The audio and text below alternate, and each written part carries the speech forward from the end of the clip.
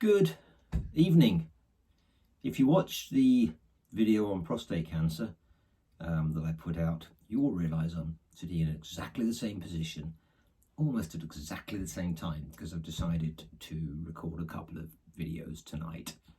I've been meaning to record a video on the subject of game face for quite some time.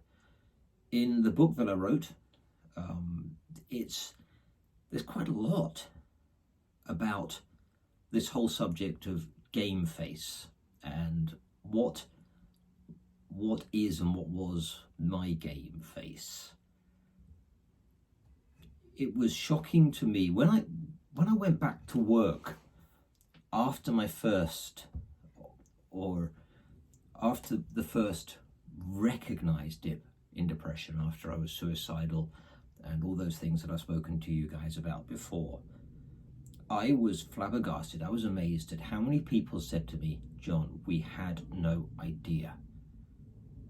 Nobody saw what was behind my facade, my game face.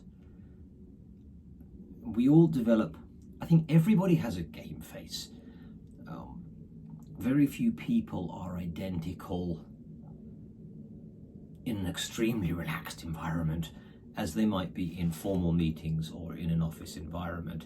So to some extent, I think we all have a game face that we put on.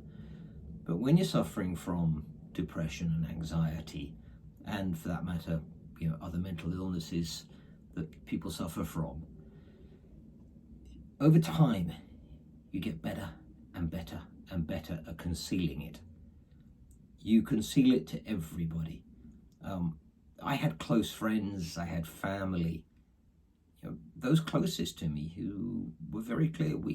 They said we had no idea what was going on. We had no idea where you were. The fact that I was pretty much an alcoholic, I was suicidal, I couldn't live with myself.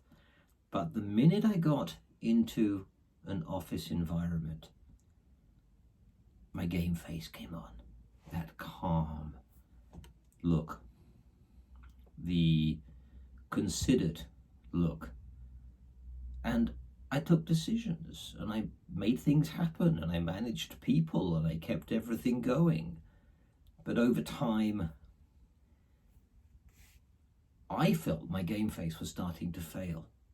Clearly nobody else did. But that game face that I put on was just a face, just a facade, a veneer. And it was a veneer over a very, very dark feeling underneath. A feeling that I could not go on, I couldn't survive. I hated every day. I hated me every day.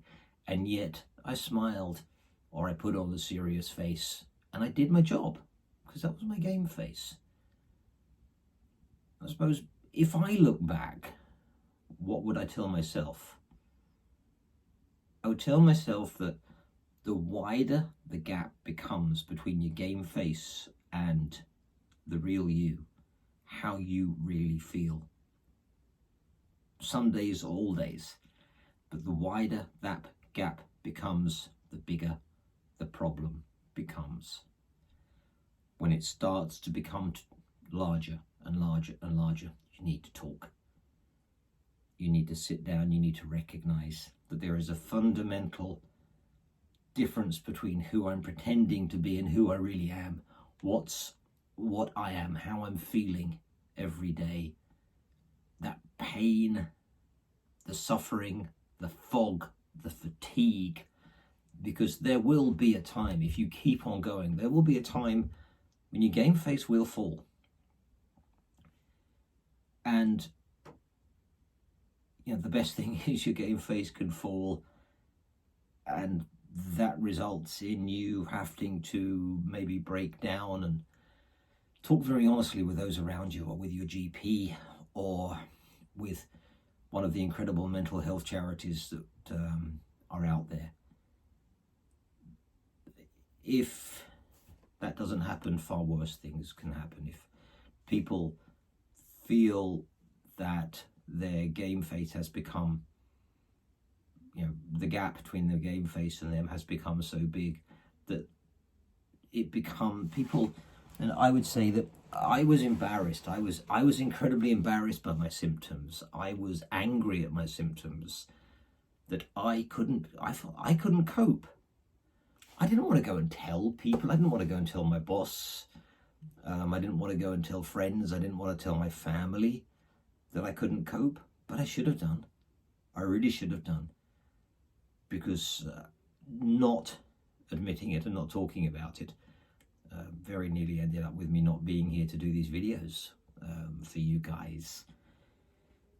So the game face, we all have one. We all get good at it. Over time, you get better and better and better. But the gap becomes wider and wider and wider, and the problem becomes bigger and bigger and bigger.